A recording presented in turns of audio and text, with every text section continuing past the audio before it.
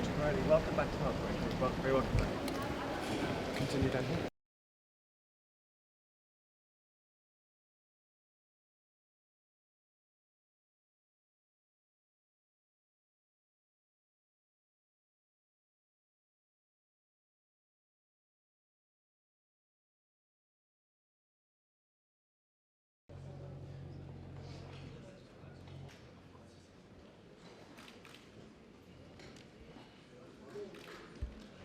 Dear colleagues, we will now move to our first agenda item, addressed by the Minister of Foreign Affairs of Armenia, His Excellency Mr. Ararat Mirzoyan. With this, I give the floor to His Excellency Mirzoyan. Excellency, you have the floor.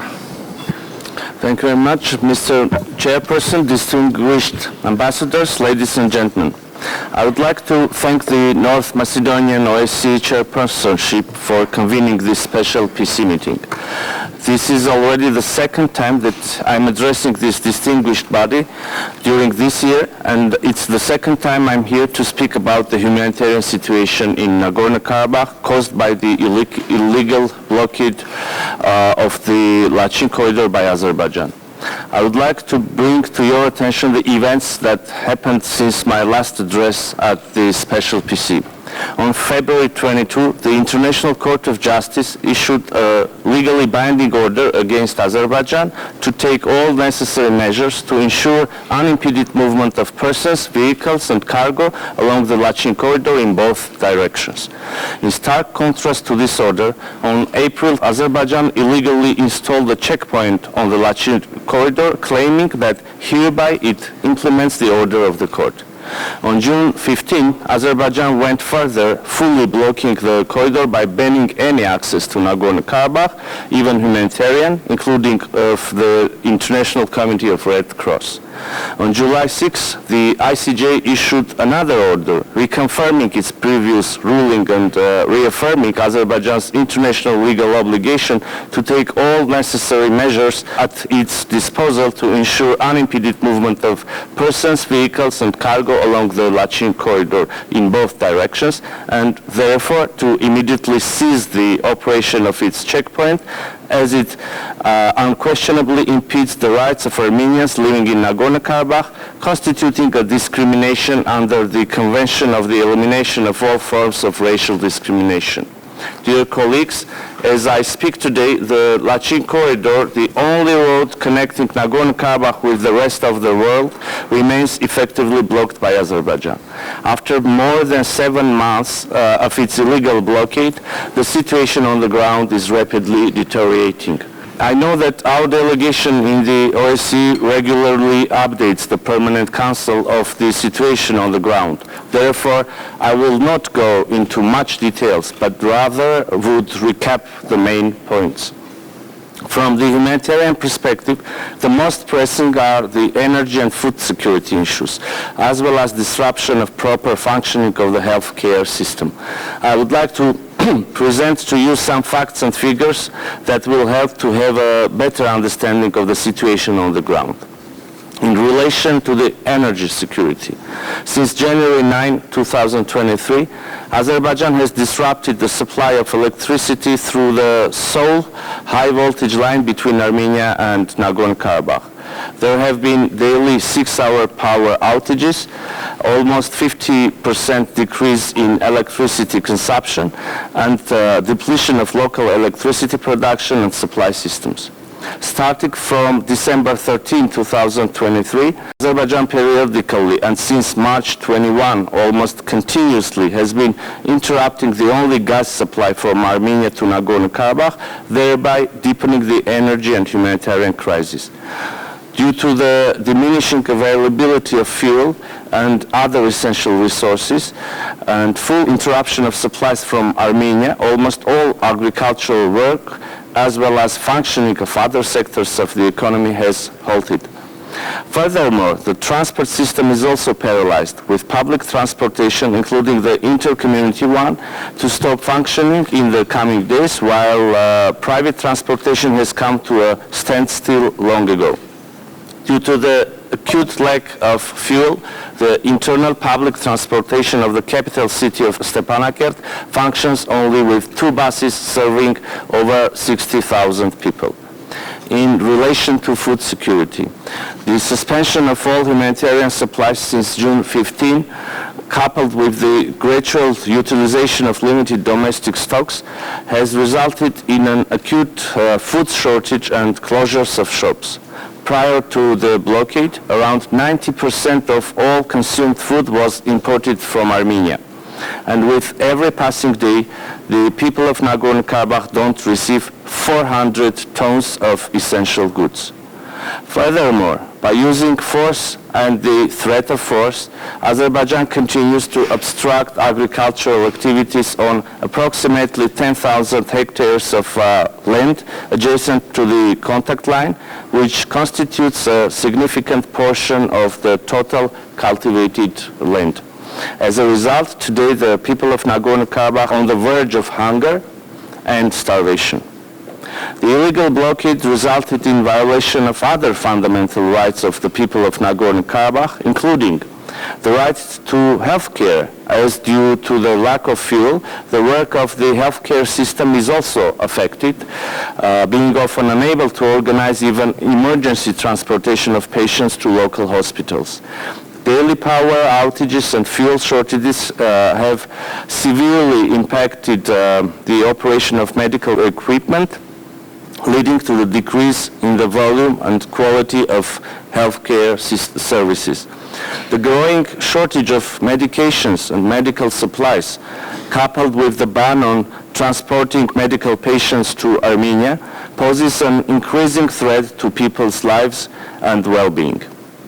Due to the lack of essential food and vitamins, approximately 2,000 pregnant women, around 30,000 children, 20,000 older persons and 9,000 persons with disabilities are struggling to survive under conditions of malnutrition.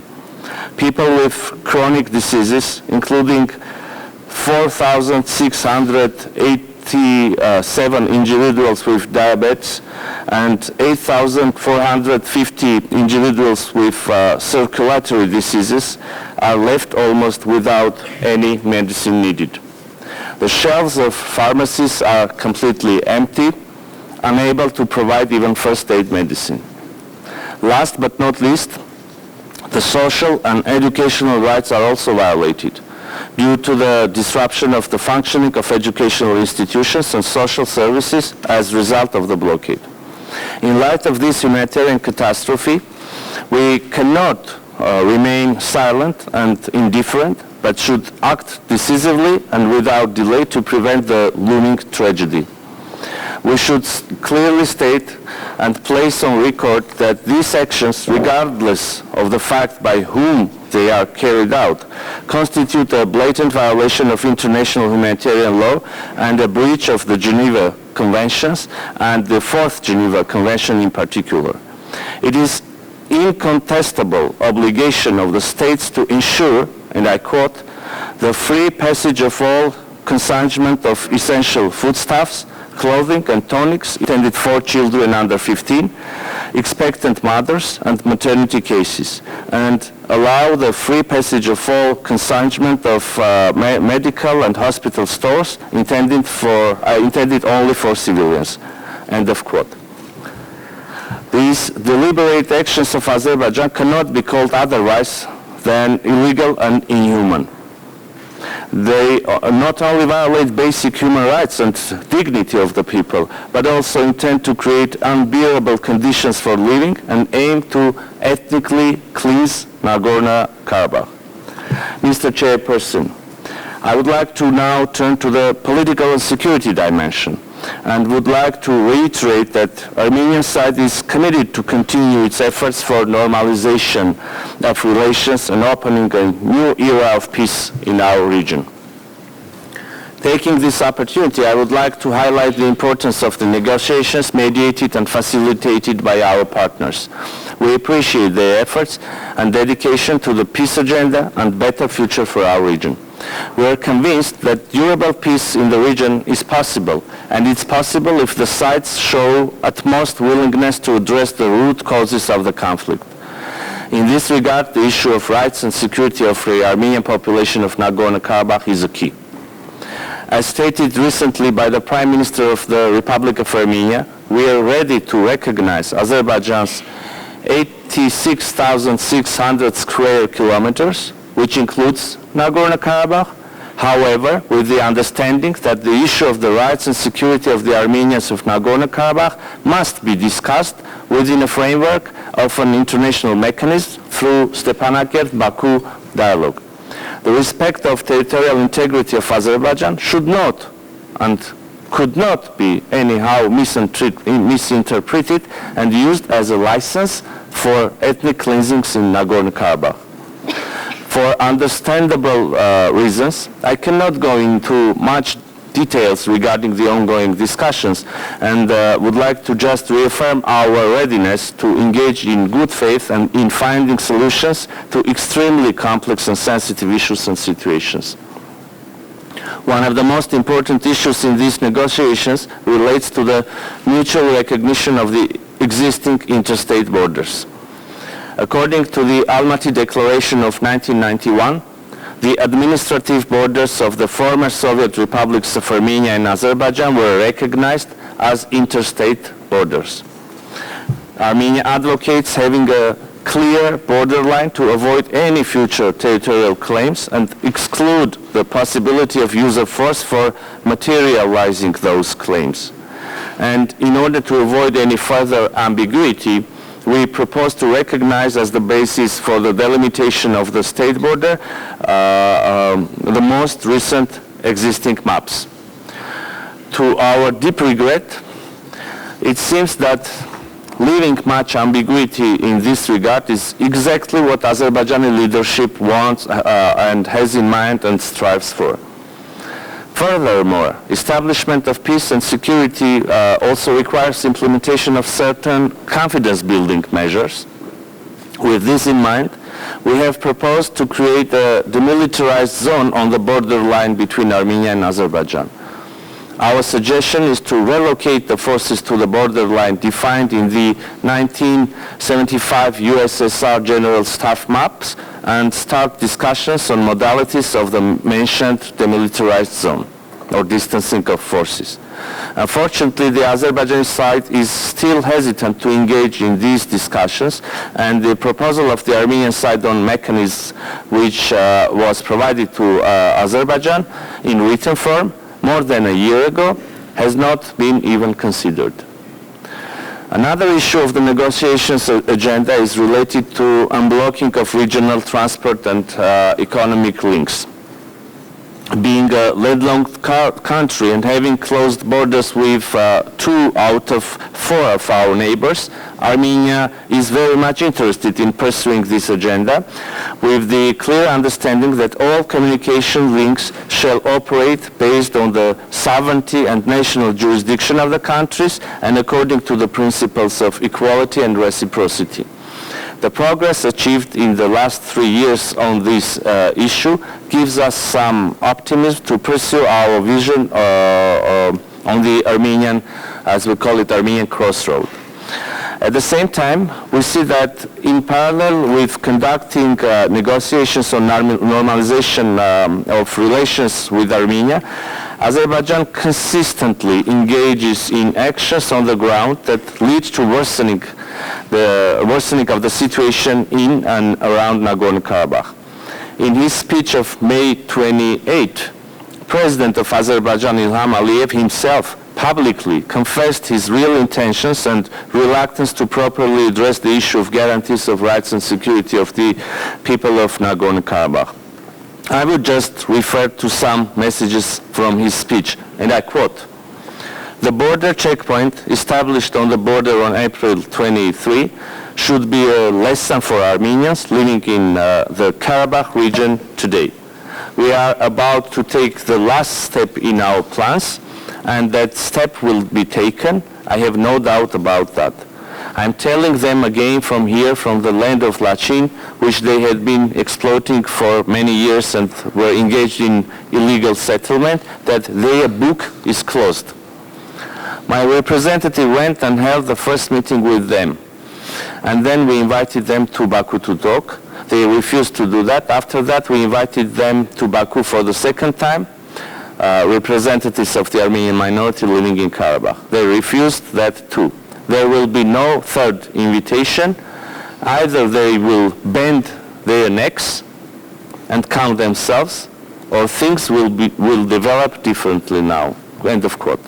These statements, along with the failure by Azerbaijan under various false arguments to implement the legally binding decision of the ICJ and violation of its commitments under the November 9 and 2020 trilateral statement, are revealing and clearly illustrate the real mindset of the Azerbaijani leadership and their stance regarding the issues related to and resulting from the Nagorno-Karabakh conflict.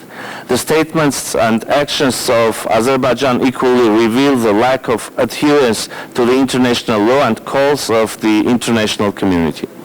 Mr. Chairperson, I would like to now turn to the issue of Armenian prisoners of war and other captives that are still kept in Azerbaijan in captivity 3 years after the 44-day war. Azerbaijan refuses to return all the Armenian prisoners of war and civilian captives. According to the data confirmed by Azerbaijan, 33 people, including 3 civilians, are still kept hostage in Baku. Moreover, on 26th of May this year, after the meetings in Brussels and Moscow, 2 more servicemen of the armed forces of Armenia who were delivering provisions and water to combat outposts were abducted by the armed unit of Azerbaijan, which illegally crossed the state border of Armenia. On July 7, they were sentenced to 11.5 years of imprisonment. This is yet another violation by Azerbaijan of the international humanitarian law and trilateral statement from November 9, 2020. Mr. Chairperson, dear ambassadors, the OSCE, which with its mandated structures has been engaged in mediating the negotiations to resolve the Nagorno-Karabakh conflict from the early 1990s, unfortunately, the use of force and the war of aggression dealt a severe blow to these efforts. Even though Azerbaijan wrongly claims that Nagorno-Karabakh is an internal issue now, the humanitarian catastrophe created by Azerbaijan in Nagorno-Karabakh shows that without a viable international mechanism, no single Armenian will survive in Nagorno-Karabakh. Although talks with Azerbaijan continue, further deterioration of the situation on the ground in Nagorno-Karabakh risks to seriously harm the ongoing political process. Thus, all the partners interested in peace and stability in South Caucasus should take concrete actions. The situation is crystal clear. Pressuring Azerbaijan to open the Lachin corridor will greatly contribute to the peace perspectives of our region. Concluding my speech, I would like to alarm you once again that the humanitarian catastrophe in Nagorno-Karabakh deteriorates with every passing hour. The current situation on the ground requires urgent attention of the international community.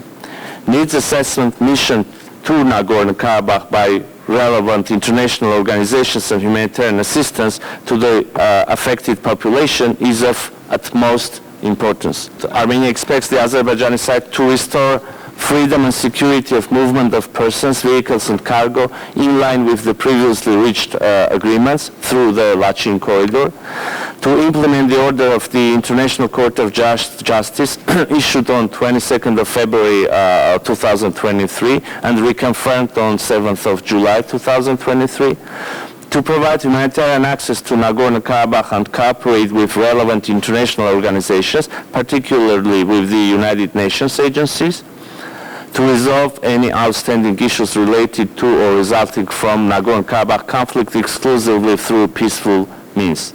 Thank you very much for your attention.